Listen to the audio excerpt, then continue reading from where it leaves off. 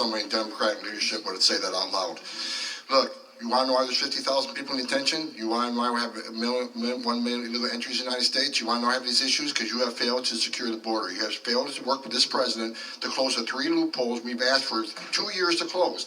So if you want to know why this issue exists, you need to look in the mirror. You have failed American people who are not securing the border and closing loopholes. Mr. Homan, please respect the chair and the authority of the chair. The time of the gentleman has expired. I've asked you politely to let me go beyond my time, and you let other people go beyond their time, but not to Tom Homan. He don't get to go beyond his time. Mr. Homan, we have approved an agreement between the Republicans and the Democrats with the ranking member. We increased the time of one member of Congress who was interrupted by a protest. That is done with the approval of the ranking member. Please respect the chair's authority. I respect the chair's authority, but the chair... Mr. Homan! You work for me. I'm a taxpayer.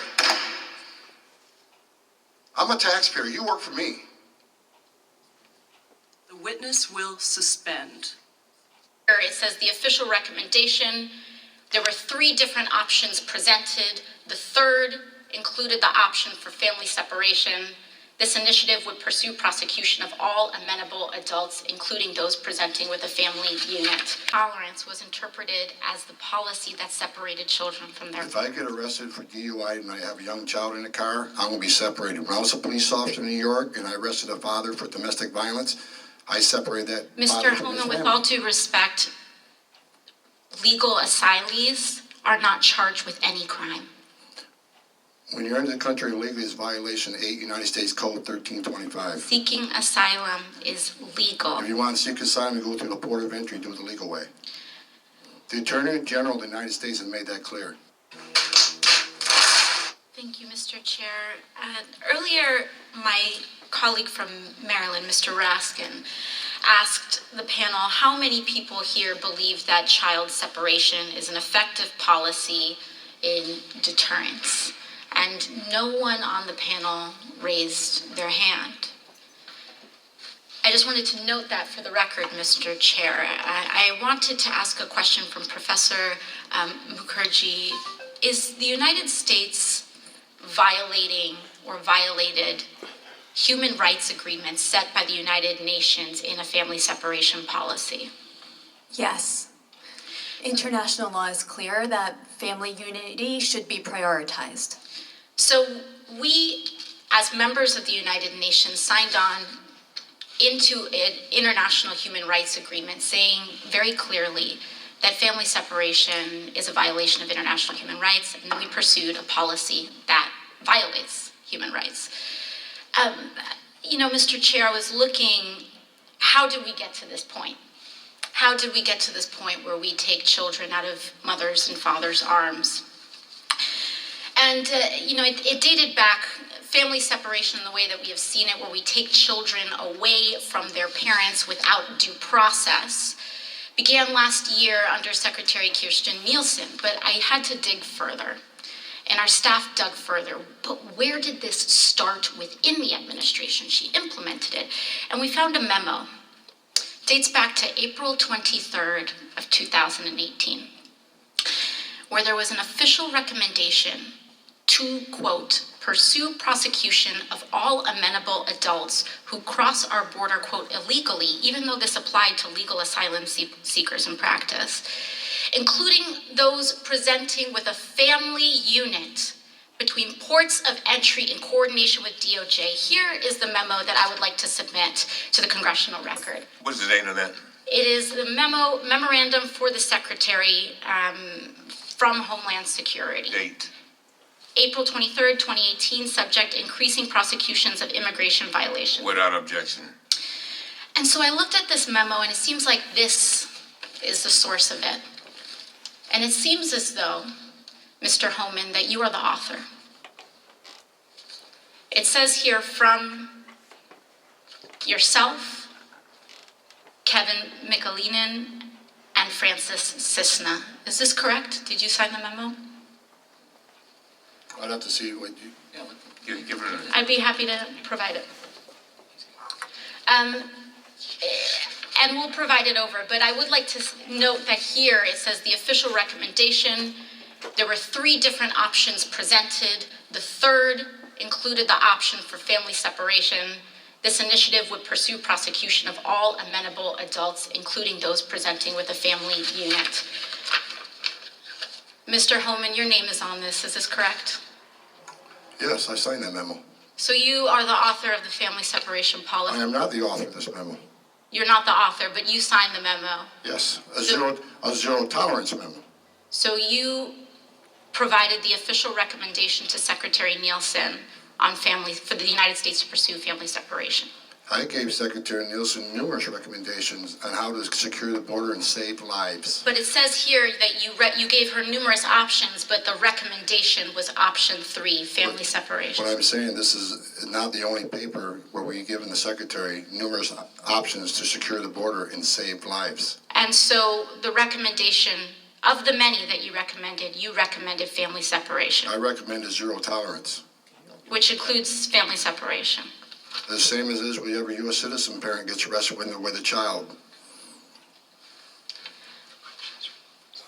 Zero tolerance was interpreted as the policy that separated children from their... If I get arrested for DUI and I have a young child in the car, I'm going to be separated. When I was a police officer in New York and I arrested a father for domestic violence, I separated that Mr. father from his Holman, with family. all due respect, legal asylees are not charged with any crime. When you're into the country illegally, it's violation 8 United States Code 1325. Seeking asylum is legal. If you want to seek asylum, you go through the port of entry, do it the legal way. The Attorney General of the United States has made that clear. Okay. Mr. Chair, the memo is submitted to the record for review. Inspector General Costello, one last thing. Is there a record, based on reports throughout the year and in our hearing earlier this year, we spoke with Ms. Juarez, a mother who lost her child due to inhumane conditions in the facilities. We learned that there is no accurate record and no policy being held of people who are pregnant and people who endure miscarriages. Is there a record of who enters and leaves these facilities? I'm not familiar with the instance you're talking about, but I do believe the facilities keep custody logs and logs, but I'm not familiar with the incident you're talking about. And where would we find those records? I believe all the facilities keep them on site, CBP and ICE facilities. And if you believe that the records are not accessible, or if we find that the records are not accessible, do you believe the committee should seek to request records from DHS on the location of children and those that are detained? Well, we would never opine about what the committee would request and not request, so. Thank you very much. Thank you very much. Mr. Jordan. Mr. Holman, the actions you took when you were director of ICE were entirely consistent with the law of the land, weren't they? Yes, when someone's prosecuted for a crime, the child can't go to jail with a parent. Yeah. That happens to American families every day. Yeah, and if we, as you said, I think earlier, if we don't like the law, last time I checked, it's the folks sitting up here got to change it.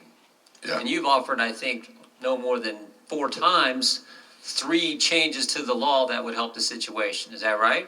Yes, sir. Maybe make it a 5th time. Can you say it a 5th time for this group? Just, because, again, we're the ones that have to change the law. So give us that recommendation a 5th time, the 3 things that we got to do.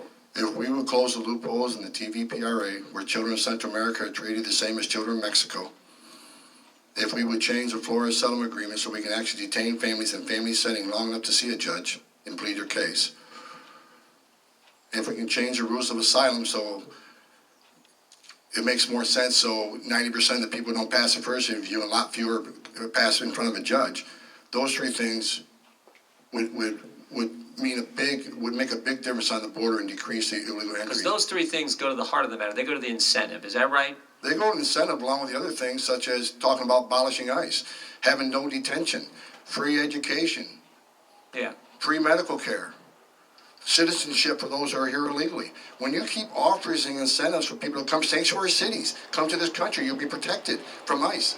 As long as you keep having this language, kind of more people statements, who are those kind of- vulnerable people are going to keep trying to come. Those kind of statements made by Democrats in the United States Congress or in positions of influence in this country, they have an impact, don't they?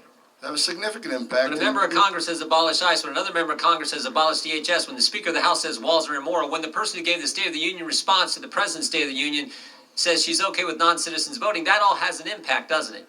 Just like the laws that you're sworn to uphold and impact and do when you're the director of ICE.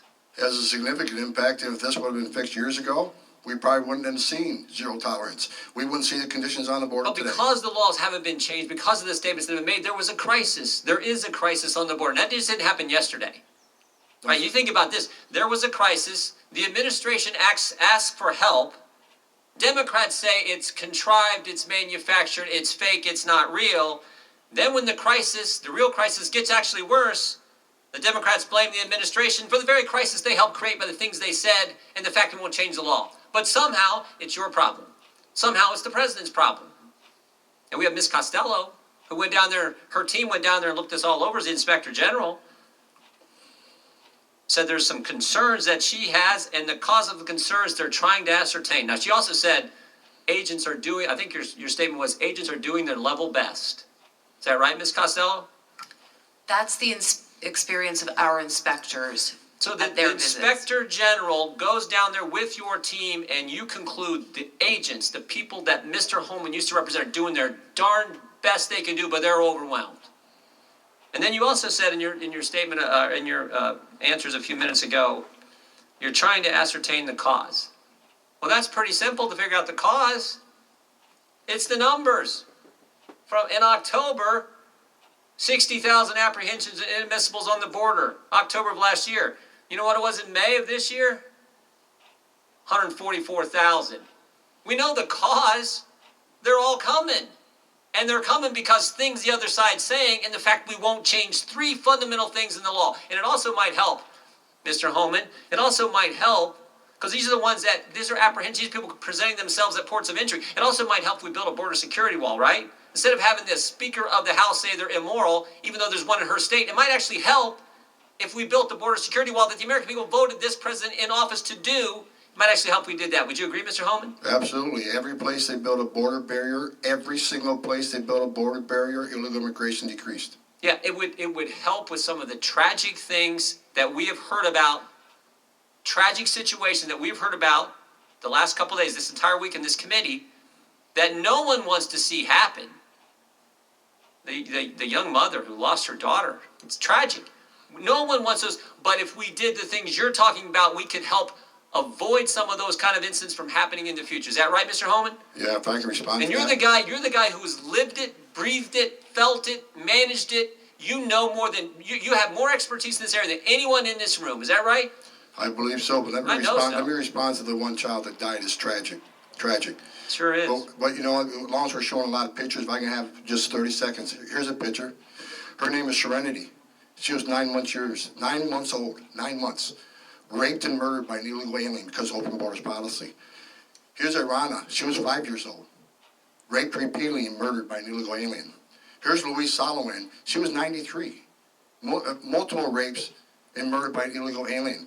Here's a 16-year-old. Here's a law enforcement officer. I got hundreds of these in my desk drawer. So I've seen tears for people today, and I understand that. It's tragic when anybody dies. But let's not forget the angel moms and dads who I've all met and got to know. Their children died, and they're separated forever. It's not a matter of location. They're dead. And a secure border would help prevent some of this. Sanctuary cities does not help this. Sanctuary cities this will increase because of the push of sanctuary cities. Come to our country, we'll protect you. You can even commit a crime, be in our county jail. We're not going to license to the jail. So he'll go out, recidivism rates. Anybody can look him up. 50% reoffend the first year, up to 75 recidivate within 5 years. They're in the country illegally in violation of federal law. They're locked up in a county jail. Let us have access to them and do our job.